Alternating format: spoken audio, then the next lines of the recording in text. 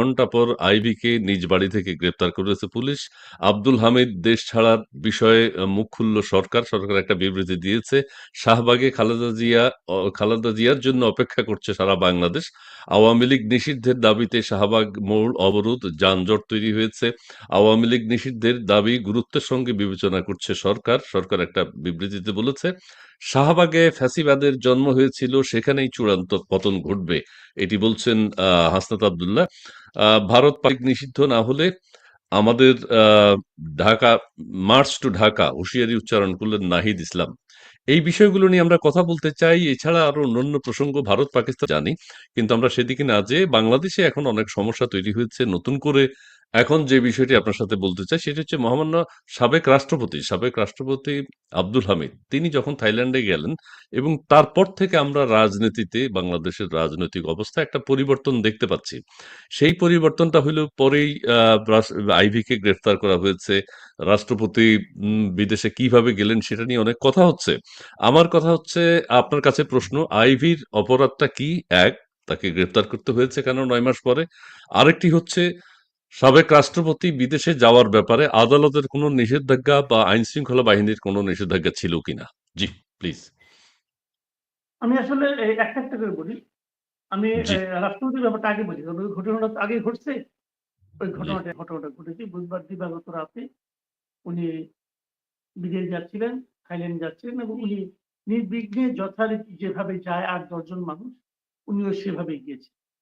জি, উনি একজন বাংলাদেশের আইন অনুযায়ী একজন ভিআইপি। উনি ভিআইপি ট্রিটমেন্ট পেয়েছেন। বাংলাদেশে জি, থেকে যখন কেউ বিদেশে যেতে চায়, তখন জি, সেক্ষেত্রে অনেককে বাধা দেওয়া হয়। কিছু বাধা দেওয়া হয় আইনানুগভাবে, কিছু বাধা দেওয়া হয় অতটা আইনানুগভাবে নয়। অতটা জি, আইনানুগভাবে নয় মানে বলছি এই করতে, যদি আদালত অথবা সরকার কর্তৃক কারো বিদেশ গমনের ব্যাপারে নিষেধাজ্ঞা না থাকে, তাকে জি, আপনি আইন অনুযায়ী বাধা দিতে পারেন না। জি, কিন্তু তারপরেও অনেককে কিন্তু যেতে দেওয়া হয় না।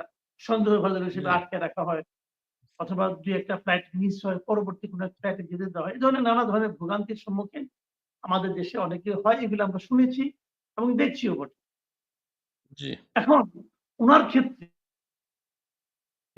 কোন ধরনের আপনার নিষেধাজ্ঞা না থাকে বিদেশ ভ্রমণের ক্ষেত্রে, দেশ ত্যাগের ক্ষেত্রে, তাহলে উনাকে আপনি আটকাবেন কোন আইনে? উনার সে ধরনের কোন নিষেধাজ্ঞা উনার উপর ছিল না। আচ্ছা, উনি দেশ জি, ছেড়ে পালিয়েছেন শহরে একটা ন্যারেটিভ চালু করা হচ্ছে। উনি গিয়েছেন হলো থাইল্যান্ডে এবং আমি জি, যতটুকু জানি গত উনি তো বয়স হয়েছে ভাই, অনেক বয়স হয়েছে উনার। এই সময় তো নানা ধরনের অসুস্থতা থাকতে পারে। উনি অসুস্থ ছিলেন, উনি হাসপাতালেও ছিলেন গত কয়েকদিন এবং তারপর উনি চিকিৎসার জন্যই গিয়েছেন বলে বিভিন্ন পক্ষ থেকে বলা হচ্ছে। দেশ ছেড়ে পালাতে হলে লোকে ব্যাংকক পালায় না, আমেরিকা পালায়, কানাডা পালায়। কেন জি, ওনার সম্পর্কে এগুলো বলা হচ্ছে আমি জানি না। জুলাই আন্দোলন যখন হয় তখন উনি জি, প্রেসিডেন্ট ছিলেন না। জি, তখন উনি একজন অবসরপ্রাপ্ত সিনিয়র সিটিজেন দেশের, তাই না? উনি কি জি, লুকিয়েছিলেন? ছিলেন না। যদি উনার বিরুদ্ধে জি, মামলা থেকে থাকে, সেই মামলার জন্য জি, তদন্ত উনার ওখানে নিশ্চয়ই যাওয়ার কথা ছিল পুলিশের। উনাকে তো না পাওয়া যাওয়ার কোনো কারণ নাই। এমন তো কখনো শুনিনি যে উনাকে ধরতে যেয়ে অ্যারেস্ট করতে পারে নাই, পুলিশ ফিরে এসেছে।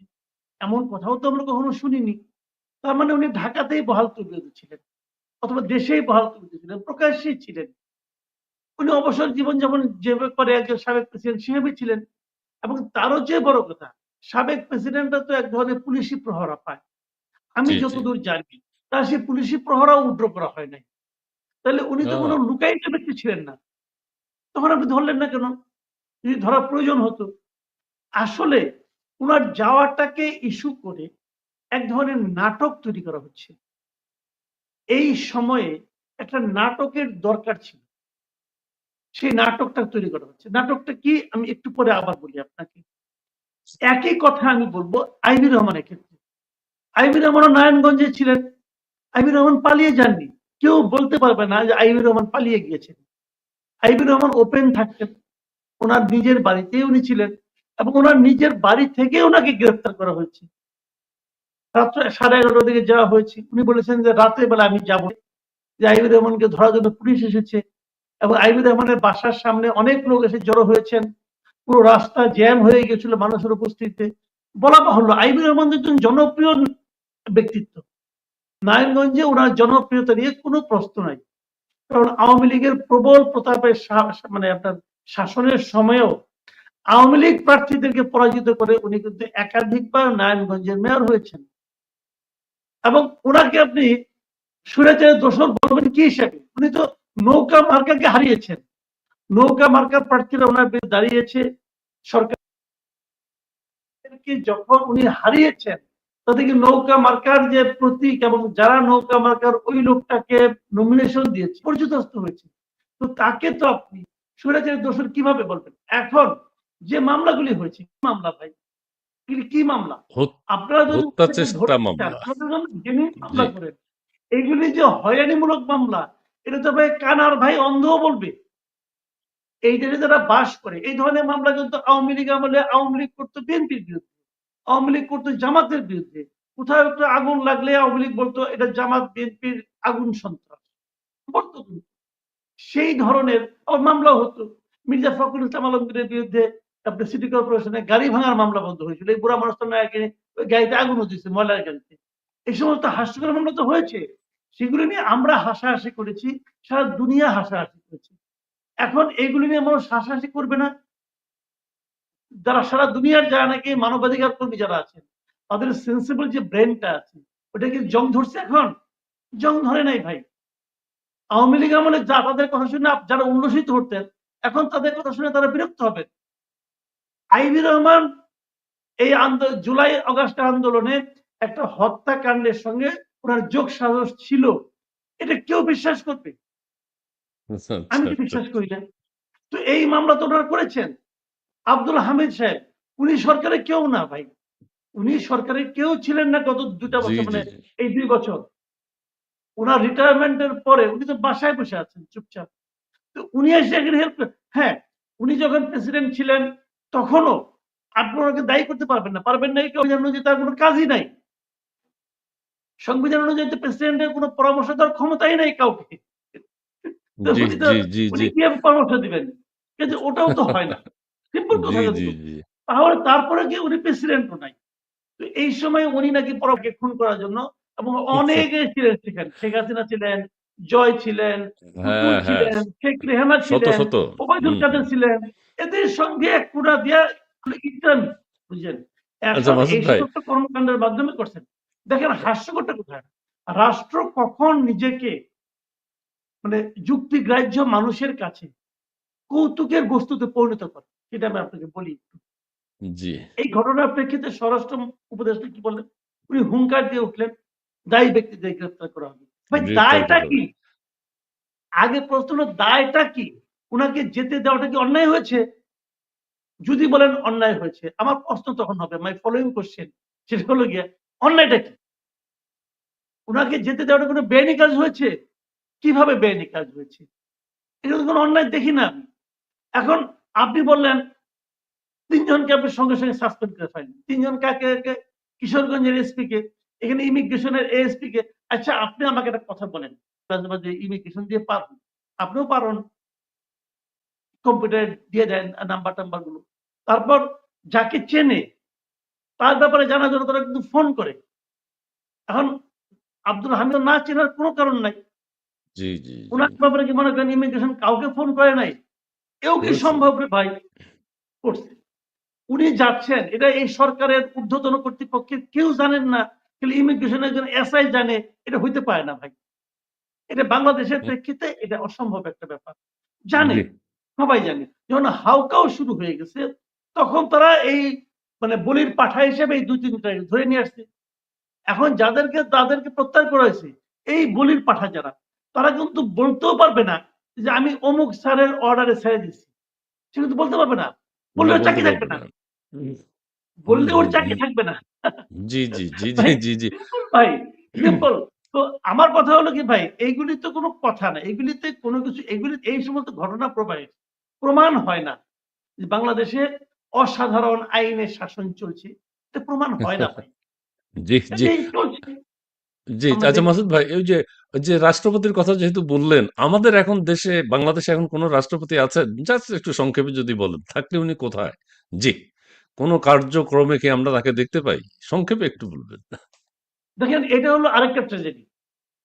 বাংলাদেশে এখনো কিন্তু সাংবিধানিকভাবে একজন রাষ্ট্রপতি আছেন মিস্টার শাহাবুদ্দিন আহমেদ।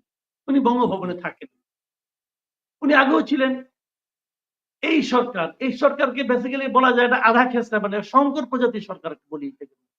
এই কারণে বলি, দেখেন এই সরকার তারা কিন্তু এই রাষ্ট্রপতির কাছে শপথ নিয়েছেন। জি, জি, জি। সংবিধান অনুযায়ী এই রাষ্ট্রপতির কাছে তারা শপথ নিয়েছেন। তার মানে ওনারা জি। তো রাষ্ট্রপতির আপনি জি। লজিক গুলি দেখেন। তারা কিন্তু এই রাষ্ট্রপতিকে মানেন। আচ্ছা মানেন। আপনি বলেন উপদেষ্টা মানেটা কি? উপদেষ্টা কার উপদেষ্টা বলুন তো? রাষ্ট্রপতি সংবিধান অনুযায়ী হুম, উনারা কার উপদেষ্টা? উনারা কি দেশটা চালাচ্ছেন বেসিক্যালি রাষ্ট্রপতি।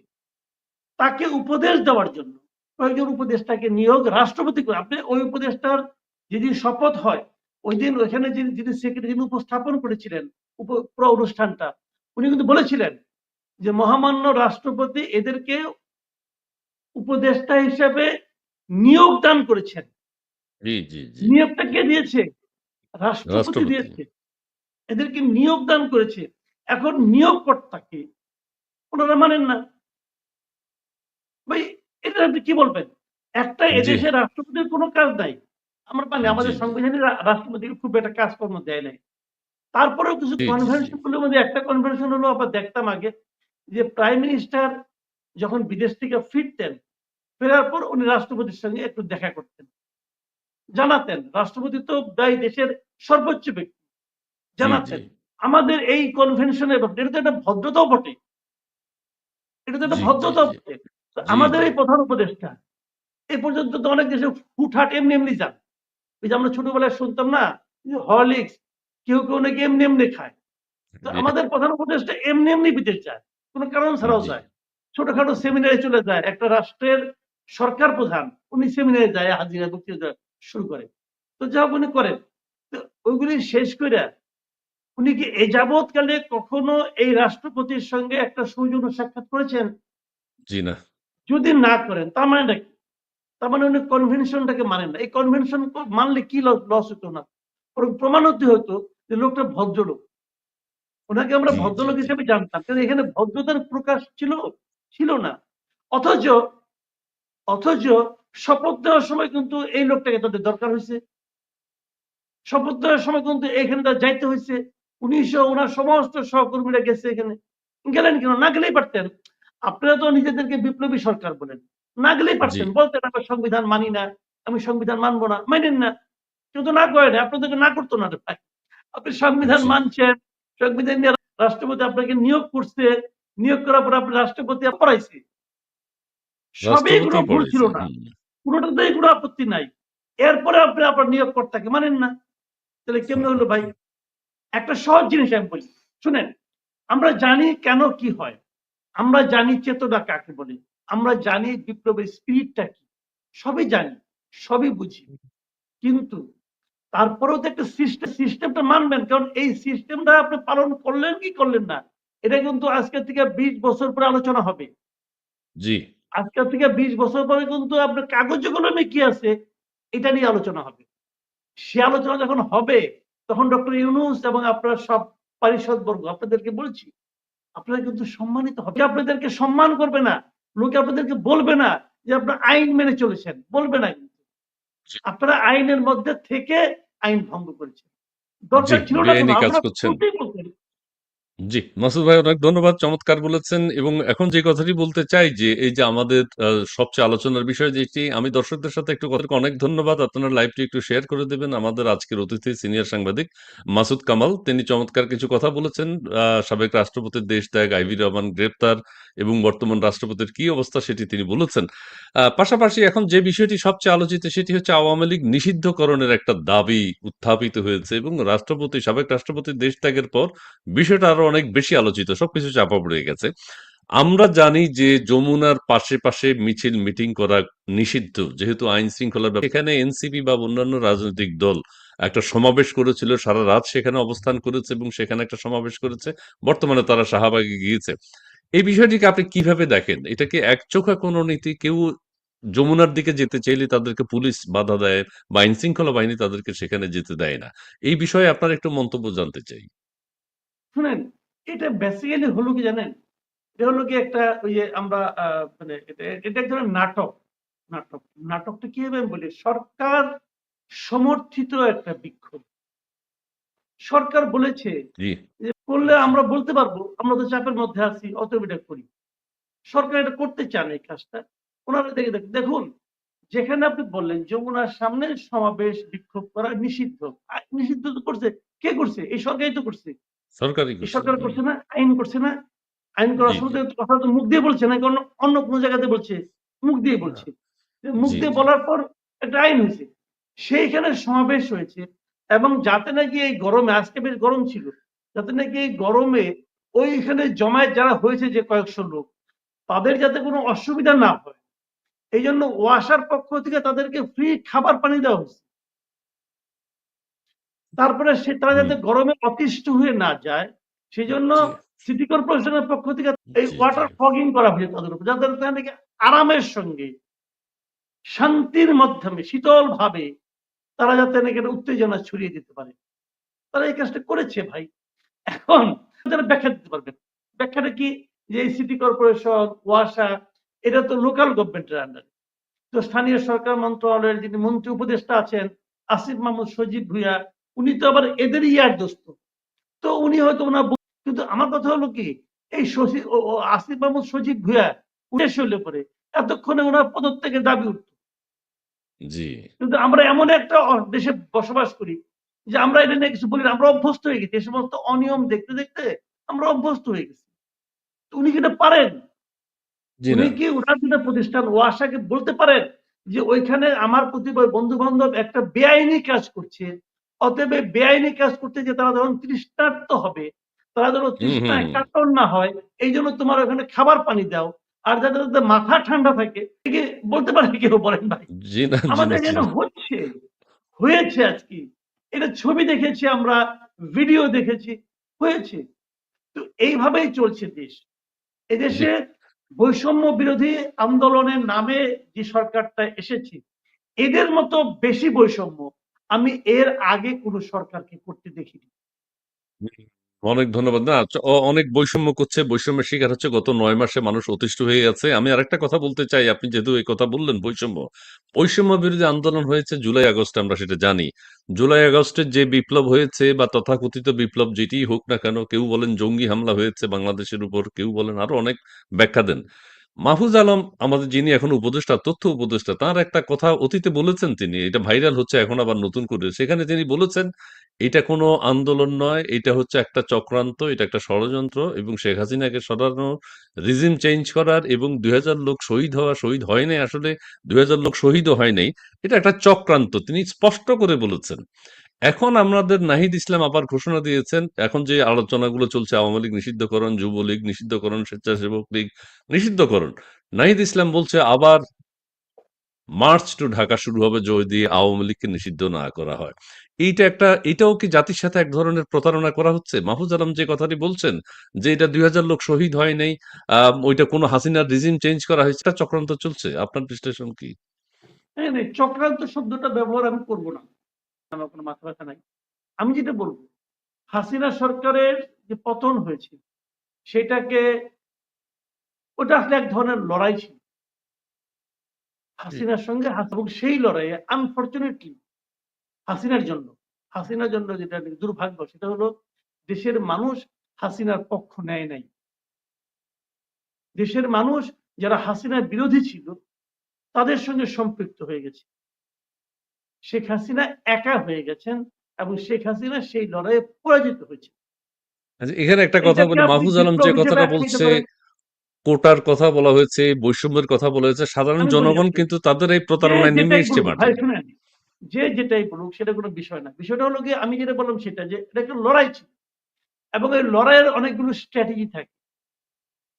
সব লড়াই কিন্তু এক ধরনের স্ট্র্যাটেজি নেই। বিভিন্ন লড়াইয়ে বিভিন্ন ধরনের স্ট্র্যাটেজি থাকে। অনেকগুলো লড়াইয়ের স্টেজ থাকে। সেই স্টেজ অনুযায়ী তার বিরোধী পক্ষ অগ্রসর হয়েছে এবং হাসিনা একের পর এক, মানে চেইন রিঅ্যাকশন যেটাকে বলে, সে একের পর এক সিরিজ অফ এরর তার সিদ্ধান্তে ছিল। যে কারণে একটার সঙ্গে একটা এরর সে যুক্ত হয়েছে, একটার সঙ্গে একটা ভুল সে করেছে এবং সেই ভুলের খেসারত হিসেবে তার প্রতিপক্ষরা আবার একটার পর একটা জোরদার আন্দোলন করার জন্য যুক্তি দিয়েছে, পদক্ষেপ দিয়েছে, কর্মসূচি দিয়েছে। সামগ্রিকভাবে এটা ছিল একটা ওয়ার বিটুইন ফ্যাসিবাদী হাসিনা গভর্নমেন্ট ভার্সাস আদার্স, এবং জনগণ, এবং সেখানে কিন্তু একটা গ্রুপ এখন যারা দাবি করছে যে আমরা করছি তোমরা করছি, ভাই এইগুলি কিছুই না। এই ছাত্ররা দাবি করতেছে আমরা এসি পার্সেন্ট, এগুলি কিচ্ছু না রে ভাই।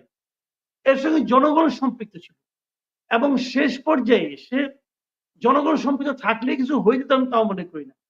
শেষ পর্যায়ে এসে জনগণের সঙ্গে সহযোগিতার হাত বাড়িয়েছে সেনাবাহিনী। ক্যান্টনমেন্ট যদি জনগণের সঙ্গে না থাকতো এই আন্দোলন সফল হতো কিনা আমার সন্দেহ আছে। ক্যান্টনমেন্ট দেখেছে জনগণের দাবিটা, কিন্তু জনগণ, আমি আবারও বলছি, এখানে কিন্তু জনগণ ছিল, ছাত্র শ্রমিক জনতা সবাই ছিল, গৃহবধূ ছিল, কিশোর কিশোরী ছিল, সবাই কিন্তু পার্ট অফ, এদের এক নামে ডাকবো আমি জনগণ হিসেবে।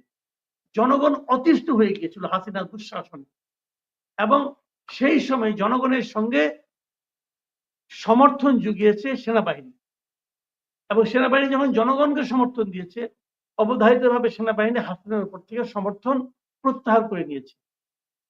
এই জায়গাটাতে এসে শেখ হাসিনা হেরে সাধারণ মানুষ জয়ী হয়েছেন। এখন কেউ কেউ তার জায়গা থেকে বলার চেষ্টা করছে যে আমি ছিলাম মাস্টার মাইন্ড। এই কথা বলে যদি কেউ আনন্দ পায়, পেতেই পারে। আমাদের ইউনূস সাহেব আবার এই মাহফুজ আলমকে নিয়ে বিশ্ব দরবারে পরিচয় করে দিছে, উনি ছিলেন মাস্টার মাইন্ড। তাহলে ইউনূস সাহেব কি ছিল? মাস্টার ইউনূস মাইন্ডের সাহেব ফাদার, মাস্টার মাইন্ড ছিল না? তাহলে ইউনূস সাহেব না মাস্টার হলে মাইন্ড। সে তাহলে কেন, তাহলে সে মাস্টার মাইন্ডকে কেন মাথার উপরে রাখে না? মাস্টার মাইন্ড কেন তার অধীনস্থ মতো একটা মন্ত্রণালয় দিয়ে রাখছে? এইগুলো হলো যার যার মতো নাটক। সবাই তার মতো করে নিজেকে মানে সবার সামনে তুলে ধরার চেষ্টা করেছে। এগুলো জি, লোক সংখ্যা যেটা মারা গেছে সেটা আমি বলি আপনাকে। এই যে আমি যদি এটাকে আন্দোলনের সফল হিসেবে যদি এই সরকারকে ধরি, এই সরকার, এটা আমি বলি আপনাকে, এই সরকারের আন্দোলনের সরকার না। দুটা কারণে না, দেখেন আমি একটা প্রমাণ দিই আপনি। এক নম্বর হলো এই সরকারে যারা আছেন এদের মধ্যে আমার হিসেবে উপদেষ্টাদের মধ্যে 80% এর সঙ্গে এই আন্দোলনের কোন ধরনের শারীরিক, সম্পর্ক। মানসিক, অর্থনৈতিক বা মনস্তাত্ত্বিক বা বুদ্ধিভিত্তিক কোন ধরনের সম্পৃক্ততা ছিল না। কারোর সঙ্গে ছিল না, 80% সঙ্গে ছিল না। পরিষ্কার। তারা বাই চান্স এখন তারা এখানে বসে বসে শাসন চালাচ্ছে, গদির সুবিধা নিচ্ছে। দ্বিতীয় যে সেটা হলো যে হওয়ার পর তারা এই আন্দোলনের চেতনাটাকেও ধারণ করতে পারে না। ধরে নিলাম তারা আন্দোলনের সঙ্গে ছিল না, কিন্তু চান্স তো পাইছে, দায়িত্ব পেয়ে গেছে, তার চেতনাটাকেও ধারণ করতে পারে না। পারে নাই কিভাবে? পারে নাই, পারে নাই যে কতজন লোক এই আন্দোলনে মারা গেছে। আচ্ছা, কোন ফিগার নাই জি, এদের কাছে, জি। কোন ফিগার নাই। না, না, না, না, না, যে নেই। কোনো দেশের সবচেয়ে বড় সংগঠন কোনটা? Government itself. গভর্নমেন্ট হলো সবচেয়ে বড় সংগঠন, সবচেয়ে বড় প্রতিষ্ঠান। সেই সবচেয়ে বড় প্রতিষ্ঠানটা এখনো বলতে পারে না কতজন লোক মারা গেছে। তাদের কাছে জি, জি, জি, জি। একমাত্র ব্ল্যাক এন্ড হোয়াইটের একমাত্র তথ্য হলো, ফিগার হলো জাতিসংঘের একটা অনুসন্ধানী তদন্ত দল আসছিল, তাদের দেওয়া ফিগার। যে ফিগারে বলা হয়েছে 1400 জন। ক্ষতি করে দিয়ে গেছে কি? বলছে এই হিসাবটা হলো 15ই আগস্ট পর্যন্ত। আরেক বেকায়দা, শেষের 10 জি, দিন জি, তাহলে জি। মারা গেছে কিন্তু। এখন হুম, হুম। সরকার যে একটা ছোটখাটো হিসাব বের করছে সেটার মধ্যে দেখলাম যে 864 না এরকম একটা ফিগার বোধহয় আছে। জি, জি, জি, তাহলে জি। 864 আর মাঝখানে যে গ্যাপটা আছে, এই যে 550 একটা গ্যাপ, এগুলি কারা? এগুলি তাহলে হুম, 5ই আগস্টের পরে মারা গেছে। এখন যদি জি, এগুলি জি। 5ই আগস্টের পরে মারা যেয়ে থাকে, এই হত্যাগুলির জন্য দায়ী কে? ততক্ষণে তো বিজয় হয়ে গেছে। আপনি বিজয়ের আগের পুলিশ হত্যা বাদ দিলাম। ততক্ষণে তো বিজয় হয়ে গেছে। বিজয় হওয়ার পর যে আপনি 550 লোককে মারলেন, এটা কি এটা মারার কোন ধরনের আইনগত অথবা নৈতিক বৈধতা কারো আছে? কারো নাই। জি না, জি না। এদের হিসাবটা কোথায় আসবে? এদের হত্যার বিচারটা কে করবে? এইটা নিয়ে কথা বললেই, জিজ্ঞাসা করলেই কবি নীরব। তখন আর কবি জি, কোনো কথা বলে না। তো ভাই জি, এই রোগের চিকিৎসা কি? এই জি। রোগের কোনো চিকিৎসা নাই। এটা হলো চিকিৎসা জানেন, জি, জি, জি, জি। কেউ কোনো কথা বলে না, কেউ প্রশ্ন হুম, তুলে না, এরা হ্যাঁ, আরামে চালায় যাচ্ছে। না, প্রশ্ন এমনকি আমার তুলেছে, ২-৪ জন সাংবাদিক প্রশ্ন তুলেছে আমাদের ফারুকী সাহেবকে। হ্যাঁ, তাদের চাকরি চলে গেছে। মানে প্রশ্ন করা যাবে না আরকি। আর মাসুদ ভাই, আপনার কথার ভিতরে আমি কথা বলি না, কিন্তু ওই যে ভলগা তুর্ক বলেছেন যে বাংলাদেশ সেনাবাহিনীকে তারা সেই সময় জাতিসংঘ মিশন-টিশন থেকে বঞ্চিত করার একটা তথ্য উপস্থাপন করেছেন। সেইজন্য সেনাবাহিনী ওই ছাত্র জনতার পক্ষে চলে গেছে। এটাও একদম অনেক ধরনের কথা আছে। আমরা সেদিকে যাব না। আমরা আওয়ামী লীগ নিষিদ্ধকরণ বিষয়ে একটু শুনতে চাইবো। তার আগে একটু বলে নিই, আপনার একটা ভিডিও দেখেছি সম্ভবত জি টিভিতে। আপনি সেখানে আপনার পাশে বসে একজন বলছিল, আমার মনে হয় তিনি বৈষম্য বিরোধী আন্দোলনের নেতা, জাহাঙ্গীরনগর বিশ্ববিদ্যালয়ের কিশোর গ্যাং সম্পর্কে বলা হয়েছে, এবং আমরা বিভিন্ন আলোচনায় কিশোর গ্যাংকের বিষয়টার কথা আসলে শুনেছি, কিন্তু আপনার পাশে বসেই একজন উচ্চারণ করেছিল, হ্যাঁ, কিশোর গ্যাংকে ওই জুলাই আগস্টে বিপ্লবে আন্দোলনে ব্যবহার করা হয়েছিল। এই বিষয়টিকে আপনি কিভাবে দেখেন, এবং কিশোর গ্যাং এখন নাকি বিরূপ আচরণ করছে, একটু যদি ব্যাখ্যা করেন। এটা আমি ঠিক জানি না। ও বলেছিল, আমার খেয়াল আছে, আমার আমার মনে পড়ছে, বেশ অনেকদিন আগের কথা। সে বলেছিল, এবং তখন আমি কি বলেছিলাম আমার আসলে খেয়াল নাই। সবচেয়ে বড় কথাটা কি আমি বলি আপনাকে। আমি যখন কথা বলি না, আমি খুব হিসেব করে কথা বলি না। আমার মনে যেটা আসে আমি সেই কথাটা বলে ফেলাই। যে কারণে ওই যে আমি অমুককে এই কথা বলেছি, অতএব কথায় বারবার বলতে হবে, এরকম হয়তো হবে না। কিন্তু আমার ফিলিংসটা এখনো যা তখনো তাই, এরকম হওয়ারই কথা। আমি আমার মানে মন থেকেই বলি। আমি যেটা বুঝি সেটাই বলি। কিশোর গ্যাং কেন? যখন যুদ্ধ লাগে, যখন যুদ্ধ, যেমন আমি একটা উদাহরণ দিয়ে বলি। ধরেন আপনার গেছে। এখন একজন লোকের সঙ্গে আপনার চরম শত্রুতা, এবং আপনি জানেন সে লোকটা খারাপ। হয়তো সে স্মাগলার, আপনি তাও জানেন। সে এক বালতি পানি নিয়ে আসে। আপনি কি সেই পানি ব্যবহার করতে দেবেন না? দেবেন, দেব। দেবেন। কারণ আপনার আগুন নিভানোটা হলো প্রাইম টার্গেট, যে আমাকে আগে আগুনটা নিভাতে হবে। ওই সময় একটা যুদ্ধ চলছিল। আমি আগেই বলছি, এটাকে আমি যুদ্ধ বলি। যে শেখ হাসিনা সরকারের বিরুদ্ধে সাধারণ মানুষের একটা যুদ্ধ ছিল। সেই যুদ্ধে কিশোর গ্যাং অনেকেই অনেক মতো করে তার মতো করে আনছে। কেউ হয়তো আনে নাই, কিন্তু নিজের বাহাদুরি কি করেছে আমি জানি না, আমি বলতে পারবো না। কিন্তু যারাই এনে থাকে, সেটার উদ্দেশ্য ছিল হাসিনা সরকারকে বিব্রত করা, বিপর্যস্ত করা। সেই লক্ষ্যটা অর্জন হওয়া পর্যন্ত আমি এটাকে কোনো দোষ দেখি না। অর্জিত হয়ে যাওয়ার পরে নিয়ে আমার আপত্তি। যে কথাটা আমি বললাম যে ৫ থেকে ১৫ পর্যন্ত কি হয়েছে সেটা নিয়ে আমার আপত্তি। ওইটা হওয়া উচিত হয়নি। জি, তবে এখানে আরেকটা কথা বলি। কিশোর গ্যাংয়ের কথা যেটা আমরা শুনেছি, বা ওই ছাত্র যে কথাটি বলেছে, আপনার পাশে বসেই বলেছে, আপনার হয়তো এখন স্মরণে নেই। সেটা হচ্ছে আগে থেকে কিশোর গ্যাংকে মোটিভেট করা হয়েছে। তাৎক্ষণিকভাবে জুলাই আগস্টের তখনই তারা কিশোর গ্যাং নেমে যায়নি। তাদেরকে আগে থেকে মোটিভেট করা হয়েছে। সেটা একটা প্রশ্ন ছিল। আচ্ছা, যাই হোক, আমরা সেদিকেও আর যাব না। আমরা কিশোর গ্যাং এখন বাদ দিতে চাই। এখন আওয়ামী লীগ নিষিদ্ধ হচ্ছে কিনা, শাহবাগে বেগম খালেদা জিয়া আসলে ছাত্রছাত্রীদের মধ্যে বা এখন যারা আছে তাদের মধ্যে এক ধরনের পরিপূর্ণতা আসবে, এবং সবাই চাচ্ছে যে বিএনপি কোনো কথা বলুক। আওয়ামী লীগ নিষিদ্ধের ব্যাপারে হাসনাত আব্দুল্লাহ কথা বলেছে, সার্জিস আলম কথা বলেছে, নাহিদ ইসলাম কথা বলেছে। তারা চাচ্ছে যে বিএনপি, তারা এখন বলছে বিএনপি ছাড়া আর সবাই নাকি এসছে। আপনার কাছে কি মনে হচ্ছে আওয়ামী লীগ নিষিদ্ধ হবে কিনা, বেগম খালেদা জিয়া এই সমাবেশে আসবেন কিনা? এখন বেগম খালেদা জিয়া সমাবেশে আসবেন কি না আসবেন এটা আমি বলতে পারবো না। জি। এটা নিয়ে আমার কোনো ভবিষ্যৎবাণী করা উচিত হবে না। আর ভবিষ্যৎবাণী করা ঠিকও না। এটা কোনো ব্যাপারে ভবিষ্যৎবাণী করা ঠিক না। ভবিষ্যতে কি ঘটবে আমি জানি না। ২ নম্বর কথা হলো, আমি আওয়ামী লীগের নিষিদ্ধকরণের ব্যাপারটা নিয়ে বলতে পারি। এবং আওয়ামী লীগের নিষিদ্ধকরণের ব্যাপারে এ পর্যন্ত বিএনপি কেন কথা বলছে না, অথবা বিএনপির কি বলা উচিত না উচিত, বিএনপি এটা তার ব্যাপার। কিন্তু তারপরেও আমার কিছু অপিনিয়ন আছে, সেটা আপনার সঙ্গে আমি একটু শেয়ার করতে চাই। প্রথমত আমি যেটা বলব, সেটা হলো আমি আওয়ামী লীগ নিষিদ্ধ করার পক্ষে না। আচ্ছা। আমি কেন? এমনকি আওয়ামী লীগ আমলে যখন জামাতে ইসলামকে নিষিদ্ধ করা হয়, তখনও আওয়ামী লীগ গভর্নমেন্ট ছিল ক্ষমতায়। তখনও আমি বলেছি, এই যে জামাতকে নিষিদ্ধ করে আওয়ামী লীগ একটা ভুল করল। মানে ওই সময়েই বলেছি, ওপেন। আমি এটা একটা টেলিভিশন টকশোতে আমি প্রকাশ্যে বলেছি যে আওয়ামী লীগকে নিষিদ্ধ করে, সরি, জামাতকে নিষিদ্ধ করে আওয়ামী লীগ একটা ভুল করল। জামাত আর আওয়ামী লীগ কি এক হলো? জামাত কিন্তু আওয়ামী লীগ বাংলাদেশকেই বিশ্বাস করে না, স্বীকার করে না, বা বাংলাদেশের স্বাধীনতা চায়নি। সেই হিসেবে বাংলাদেশে তাদের রাজনীতি করার কোনো অধিকার আছে কিনা, এক। দ্বিতীয় কথা হচ্ছে, বাংলাদেশের স্বাধীনতা আন্দোলনের জন্য আওয়ামী লীগের ভূমিকা ছিল, বাংলাদেশের আপামর জনসাধারণের ভূমিকা ছিল। সেই ক্ষেত্রে আমরা জামাত আর আওয়ামী লীগ কি এক করতে পারি? এখন যে আওয়ামী লীগ নিষিদ্ধকরণ চাচ্ছে তারা। আমি এক করছি না তো। আমি তো বলছি যেহেতু আওয়ামী লীগকে নিষিদ্ধ করার পক্ষে না, অতএব জামাতকে পক্ষে না, এটা না কিন্তু, আমি এই কথা বলি নাই কিন্তু। এমনকি 2009 সালে যে হিজবুত তাহরিরকে নিষিদ্ধ করা হয়েছিল, আমি ওটার পক্ষে না, আমি কেন? ওটার পক্ষে না ভাই। আমার কথা হলো কি, আপনি একটা নির্বাহী আদেশের মাধ্যমে নিষিদ্ধ করার আপনার কোনো এখতিয়ারই থাকা উচিত। বাংলাদেশে যে আইনটা আছে এটা একটা মন্দ আইন, কালো আইন। কোন রাজনৈতিক দলকে নিষিদ্ধ করার একমাত্র ক্ষমতা হলো জনগণের। আচ্ছা। জনগণ যদি সেই রাজনৈতিক দলটাকে প্রত্যাখ্যান করে, সে নিষিদ্ধ হয়ে যাবে অটোমেটিক। মুসলিম লীগকে কি নিষিদ্ধ করা হয়েছে? এখন তো মুসলিম লীগরা আপনি কাউকে খুঁজেও পাবেন না, পাবেন খুঁজে বাড়ি চালান দিয়েও পাবেন না ভাই, নো হয়। তো এখন এটা হলো বাস্তবতা, আপনাকে এইভাবে দেখতে হবে। একজন একটা মত নিয়ে আসছে, সেই মতামতে একজন লোক থাকে, সেটাকেও আপনাকে অনার করতে হবে। এটাই ডেমোক্রেসি বলে, এটাই ভাই গণতন্ত্র। এখন যদি রাষ্ট্রের অস্তিত্বের জন্য ক্ষতিকর হয় এবং যদি সেটা আদালতে প্রমাণিত হয়, সেক্ষেত্রে আদালত সিদ্ধান্ত দিতে পারে যে এই দলটার এই ভূমিকা রাষ্ট্রের জন্য ক্ষতিকর, অতএব এই দলটার অস্তিত্ব রাষ্ট্রের জন্য ক্ষতিকর, সেই ভূমিকা দেওয়ার ওদের আছে। আর কারো নাই, আর কারো নাই।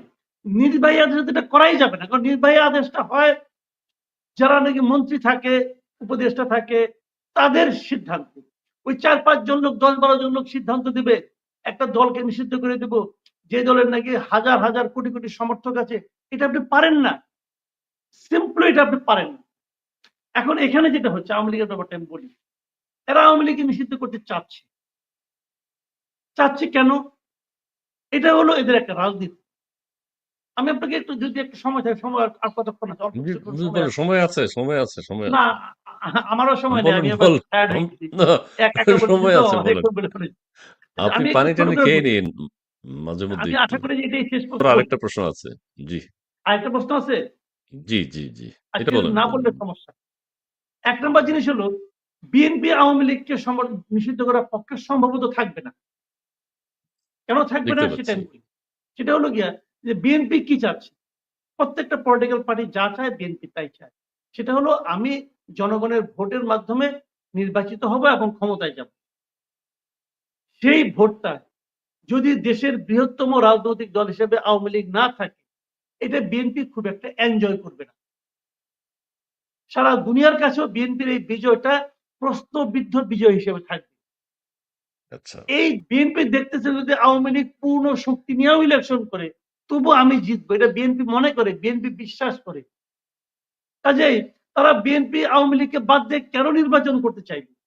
বিএনপি আওয়ামী লীগ সহ চায়, আওয়ামী লীগ আসুক নির্বাচনে, আওয়ামী লীগ ফেল করুক, আমি জিতবো। আবার দেখেন, বিএনপি রাজনীতির আমি বলি আপনাকে এখানে, যদি গণ অধিকার ফোরাম এবং এরা আওয়ামী লীগের নিষিদ্ধ চায়, যদি এরা তাতেও কিন্তু বিএনপির কোনো সমস্যা নাই, তাতেও বিএনপির লাভ। লাভ এই কারণে, আওয়ামী লীগের তো কিছু ভোট আছে, সেই ভোটগুলো তখন যাবে কোথায়? যারা ওদেরকে বিএনপির নিষিদ্ধ দিকে। করার জন্য মাঠে নামলো, তাদেরকে তারা ভোট দিবে? দিবে না। তখন সেই ভোটগুলো বিএনপির দিকে আসবে। হুম, কাজেই আওয়ামী লীগ নিষিদ্ধ হলে বিএনপি যে আনহ্যাপি হবে আমি তা মনে করি না। কিন্তু বিএনপি আওয়ামী লীগের নিষিদ্ধ করার ক্ষেত্রে কোনো শব্দ উচ্চারণ করবে বলে আমি মনে করি না। আমি যতটুকু বুঝি আমার সেন্স থেকে আমি এইভাবে বললাম। বিএনপি সেটাই নিশ্চয়ই আমার উচিত, চেয়ে অনেক ভালো সেটাই বুঝে, উচিত। তারা কি করবে এটা হুম, তারা জানে। আরেকটা কথা বলি, এনসিপি এখন এখন কেন এখন এটা নিয়ে মরিয়া হয়ে পড়লো? দেখেন, ইউনূস সাহেব কিন্তু আরো আগে কয়েকবার বিদেশি বিভিন্ন মিডিয়াকে বলেছেন যে উনার সরকারের আওয়ামী লীগকে নিষিদ্ধ করার কোনো ইচ্ছা নাই, এটা কিন্তু উনি জি। বলেছেন। তাহলে তখনই কেন এনসিপি আন্দোলন করলো না? তখনই কেন করলো না? এতদিন পরে রাইট, কেন করলো? রাইট। জি, জি, একদিন জি। পরে করতেছে এই কারণে যে আসলে এনসিপি রাজনীতি প্রায় শেষ। আ এনসিপি যে লক্ষ্য নিয়ে আসছিল দায়িত্ব, মানে পলিটিক্যাল পার্টি ঘোষণা করছিল, তারপরে কয়েকটা তারা প্রোগ্রাম করছে। পহেলা বৈশাখে একটা প্রোগ্রাম করছে, যে প্রোগ্রামে শখানেক লোক দর্শক, হয় নাই। এটা নিয়ে দর্শক লোকটা শূন্য। অনেক ট্রল করেছে। তারপরে বাইতুল মোকাররমে শুক্রবার দেখে গেছে, শুক্রবার দিন তো এমনি লোকজন হয়, তাও খুব বেশি একটা লোক হয় নাই। তারপরে আবার বিভিন্ন মিডিয়ায় দেখলাম ওদের 2 একজনকে ইন্টারভিউ নিছে, ওই যারা আসছে তারা বলছে 200 টাকার বিনিময়ে নাকি আসছে। এই ধরনের কথাবার্তা দেখছি ভাই, সত্য মিথ্যা আমি বলতে পারবো না। তো এইগুলো মানে মানে এনসিপির ইমেজকে বাড়ায় নাই, বরঞ্চ এনসিপির যে রাজনীতি নাই এখন এটা প্রমাণ হতে যাচ্ছে। সেই সঙ্গে এনসিপি শুরু থেকে বলছিল তারা নাকি রাজনীতি এক নতুন রাজনৈতিক বন্দোবস্ত নিয়ে আসবে। সেই জি, জি, নতুন জি। রাজনৈতিক বন্দোবস্ত জিনিসটা কি এখনো এই দেশের দেশবাসী কেউ দেখে নাই। এই সংক্রান্ত এক যে কি নতুন রাজনৈতিক বন্দোবস্ত জিনিসটা কি রে ভাই? বুঝলাম না।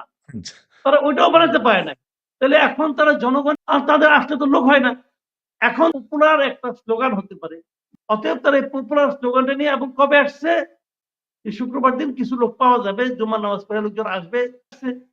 যেদিন তারা আসছে ওই দিনই আবার আসিফ মাহমুদ সজীব ভুঁইয়া সাহেব উনি স্ট্যাটাস দিয়ে বলেছেন যে যুবলীগ এবং স্বেচ্ছাসেবক লীগ নিষিদ্ধ করার জন্য তারা আলোচনা করছে। কবে আলোচনা করলো? তার মানে এদের দাবি ওঠার আগেই আলোচনা করেছে। তার মানে যে আলোচনাটা সরকার আগে থেকেই করছে সেই আলোচনাটাকে বাইরে থেকে এরা চাপ দিয়ে প্রমাণ করতে চাইছে যে আমাদের চাপে এরা নিষিদ্ধ হলো এবং তারা ভাবছে এইটা করে তারা রাজনৈতিক ভাবে অগ্রসর হবে। কিন্তু আমি পার্সোনালি মনে করি এটা তাদের জন্য বুমেরাং হবে। আমাদের এই দেশের মানুষ ভাই জি, উচ্ছৃঙ্খলতা পছন্দ করে না। জি না। আমাদের এই দেশের মানুষ শান্তিপ্রিয় মানুষ। জি, সহজে রাস্তায় নামে না। যখন নামে তখন ভয়ঙ্কর হয়ে যায়। কিন্তু সহজে নামে না। আমাদের দেশের মানুষ পাশাপাশি বাড়িতে আওয়ামী লীগ বিএনপি করে একজন একজনের সঙ্গে মিলে থাকতে চায়। 15 বছর বিএনপির লোকজনরা ঘরে থাকতে পারে নাই। এটার জন্য দায়ী কিন্তু তার প্রতিবেশী আওয়ামী লীগের লোকটা না। এর জন্য দায়ী হলো জি, আওয়ামী লীগের নেতৃত্বে কেন তা থাকতে পারে নাই। আওয়ামী লীগের নেতৃত্বে এটা ভুল করছে। এখন আওয়ামী লীগের লোকজন দেখেন আল্লাহর কি পরিহাস, নিয়তির কি পরিহাস। এখন আওয়ামী লীগ অনন্তকাল। এইভাবে যদি অনন্তকাল চলে তাহলে দেশ অগ্রসর হবে? হবে না। ভাই দেখেন আমি আওয়ামী লীগ করি না ভাই। আমি বিএনপিও করি না। আমি এনসিপিও করি না। আমি এই দেশের একজন সাধারণ নাগরিক। আমি মনে জি, করি যদি জাতিকে দেশকে আপনি যদি বিভক্ত করে ফেলেন, বিভক্ত জাতি কখনো অগ্রসর হতে পারে না। এই জাতিকে ঐক্যবদ্ধভাবে অগ্রসর করতে হবে। আমরা আশা করেছিলাম যে ডক্টর ইউনূসের নেতৃত্বে একটা ঐক্যবদ্ধ জাতি উনি তৈরি করার চেষ্টা করবেন। উনি এই বিভক্তিকে ভয়ঙ্কর করে তুলছেন। এরপর উনি এমন একটা ব্যবস্থা উনি তৈরি করতেছেন যে মানুষ একজন আওয়ামী লীগের লোক একজন বিএনপির লোককে দা নিয়ে ঘুরবে সবসময় কোপে মারার জন্য। এর জন্য ডক্টর ইউনূস ওনাকে নিয়ে এটা সমালোচনা হবে। এই জবাবদিহিতার হাত থেকে তিনি বাঁচতে পারবেন না। দেখ মানুষ শান্তি বিজয়ী নোবেল পুরস্কার বিজয়ী ডক্টর ইউনূস সাহেবের কাছে অনেক শান্তি কামনা করেছিলেন, কিন্তু দেশ অশান্ত হয়ে উঠছে, দেশের মানুষ ভালো নেই, দেশের চতুর্দিকে হত্যাযজ্ঞ আমরা দেখতে পাচ্ছি, মানুষকে নির্বিচারে হত্যা করা হচ্ছে, সেই নিয়ে নোবেল পুরস্কার বিজয়ীর কোনো কথা নেই। এখন যে প্রশ্নটি আপনাদের করব এটাই শেষ, এটাই শেষ। মাসুদ ভাই চা খেয়ে নেন। হ্যাঁ, আমি যেন আমি শেষ বলতে থাকি হয়। আপনি শুনুন। যেন শেষ হয়। সেটা হচ্ছে আমাদের পার্বত্য অঞ্চল নিয়ে আমরা খুব উদ্বিগ্ন। আমাদের করিডোর নিয়ে আমরা খুব উদ্বিগ্ন। আমাদের আরাকান, রাখাইন এবং রোহিঙ্গাদেরকে নিয়ে আমরা খুব উদ্বিগ্ন। করিডোরের ওখানে কি হচ্ছে সঠিক তথ্য কিন্তু আমরা জানতে পাচ্ছি না। আমাদের এই উদ্বেগ উৎকণ্ঠা কি ঠিক আছে? নাকি আসলে ওখানে কিছুই হচ্ছে না? আমাদের সাংবাদিক শ্রেণীও সেখানে কোনো রিপোর্টিং করছে না সেগুলো নিয়ে। সেগুলো নিয়ে কোনো পরিষ্কার করছে না জাতির কাছে। আরেকটি হচ্ছে যে অনেকে বলছেন আমাদের উপদেষ্টা বা বর্তমান যারা আছেন উপদেষ্টা মণ্ডলী বা অন্যান্য সদস্যদের মধ্যে অনেকেই কিন্তু বিদেশী নাগরিক, মানে বিদেশী পাসপোর্টধারী। বেশ কয়েকজন। তারা দেশের স্বার্থ চিন্তা করবেন না। তারা দেশ থেকে একসময় চলে যাবেন। কিন্তু দেশের মানুষকে একটা বিপদে ফেলে যাচ্ছেন তারা। এই বিষয়টি নিয়ে আপনি যদি একটু ব্যাখ্যা করেন, রোহিঙ্গাদের ওখানে কি হচ্ছে? মানবিক করিডোরের নামে কি হচ্ছে? অনেকে বলছে মার্কিন সেনাবাহিনীর ৪ জন সদস্য এখন বাংলাদেশে অবস্থান করছে। মার্কিন কার্গো বিমান আসবে, অস্ত্র আসবে, সেগুলো রাখাইনে যাবে। নানান কথা বাতাসে ভেসে বেড়াচ্ছে। আপনার বিশ্লেষণটা একটু শুনি। তারপর আমরা শেষ করব। জি। শুনেন, প্রথমত কথা হলো কি একটা কথা গ্রামে একটা প্রবাদ আছে। আপনি দেখবেন ভূত কিন্তু রাতের বেলায় আসে, দিনের বেলায় আসে না। জি, জি। বিদ্যুৎ না থাকলে বেশি কখনো আসে। কিন্তু শুনবেন না যে দিনে অপকর্মের ওটা হলো একটা স্বর্গভূমি। কালীন সরকারের একজন উপদেষ্টা বলে বসলো আমরা নীতিগত সিদ্ধান্ত দিয়েছি। আমি একজন নাগরিক হিসেবে তাকে প্রশ্ন করতে চাই নীতিগত এই ধরনের সিদ্ধান্ত নেওয়ার এখতিয়ার আপনার নাই। যখন একটা দেশে একটা স্বাভাবিক সরকার থাকে, একটা গণতান্ত্রিক গভর্নমেন্ট থাকে, রাজনৈতিক গভর্নমেন্ট থাকে, তারাও কিন্তু এ ধরনের কোনো বড় সিদ্ধান্ত নেওয়ার সময় সমস্ত রাজনৈতিক দলের সঙ্গে বিরোধী দলের সঙ্গে মিলে বসে। যে জিনিসটা ইন্ডিয়াতে হয়েছে কিন্তু এবার। জি, জি, ইন্ডিয়াতে জি। কিন্তু হয়েছে। বসছে। জি, জি, জি, জি। হ্যাঁ, সবাই কিন্তু এরকম বসে। আপনাদের তো জনগণ ভোট দিয়ে এখানে পাঠায় নাই। আপনাদের কোনো জবাবদিহিতা নাই। কোনো এখতিয়ার আপনাদের নাই। ওনারা যে করছেন এটা তো বোঝাই যাচ্ছে একেকজন একেক কথা বলে। ভেঙে কিন্তু কেউ বলে না কথা। এবং এইভাবে বলার কারণে কি হয়েছে, আমরা আবার দেখছি মিডিয়াতে দেখছি। এখন যেহেতু আমি সব জানি না, অতএব আমি ওখানে একটা ভূতের আসর দেখতে পাই। এখন দেখেন, মিয়ানমার বলেন, আরাকান বলেন, এখানে তিনটা সুপার পাওয়ার জড়িত। জি, জি, জি। একটা হলো ভারত, একটা হলো চীন, একটা হলো চীন, আমেরিকা। আমেরিকার, জি। নিতে পারে হিসাবটা কিন্তু ওই জায়গায় দাঁড়াইছে ভাই। তো এখন এর মধ্যে কি আছে, কিসের জোরে নেয়, কি জড়িত আছেন যারা বিদেশি পাসপোর্টধারী বহু অনেকজন আছেন। এই শুনেন, বিষয়টিকে আপনি কিভাবে দেখেন? এটা এটা নিয়ে তারা তো আমি ওই আগেও দেশে বলেছি, এটা নিয়ে আমি বহুবার বলেছি। আমার জি, যে ইউটিউব চ্যানেল আছে পাবেন, আমি বলেছি, চারবার বলেছি। জি, জি, আমি মনে করি এটা অনৈতিক এবং অসাংবিধানিক। সাংবিধানিক আমাদের সংবিধানে বলা হয়েছে যে কোনো এমপি যদি বিদেশের নাগরিক হন, দ্বৈত নাগরিক হন, ইলেকশনই করতে পারবেন না। আমাদের সংবিধানে আছে। নিজেদের পরিচয় গোপন করে আওয়ামী লীগ আমলে কিন্তু 23 জন ছিল গুরুত্বপূর্ণ ব্যক্তি, এরকম বিদেশি নাগরিক ছিল, তারা দ্বৈত জি। নাগরিক ছিল। তারা এখন, আমার কথা হলো গিয়ে যে আমি মনে করি সরকার, এখনই তো কোনো সরকারি চাকরি না, না। ছেড়ে যেতে হবে। দেশের প্রতি ভালোবাসা এক জায়গায়, দেশের প্রতি আনুগত্য এক জায়গায়। একসঙ্গে দুইজনকে হৃদয় দেওয়া যায় না, হৃদয় একটা, একজনকে দিতে হয়। কাজেই এটা চলবে না। এবং এটা যারা করছেন, আমি মনে করি তাদের প্রত্যেকের মধ্যে ধান্দা আছে। তাদেরকে যারা নিয়োগ করছেন, হচ্ছেন না, নিয়োগ পাচ্ছেন এবং সেই নিয়োগের পাওয়ার পর যারা গ্রহণ করছেন, সিদ্ধ জি, করা বাংলাদেশ এবং এরকম আইন করা উচিত যে তুমি দুই দেশের নাগরিকই থাকতে পারবে না। যদি তুমি ওই দেশের নাগরিক হও, তো এই দেশ তোমাকে ছাড়তে হবে।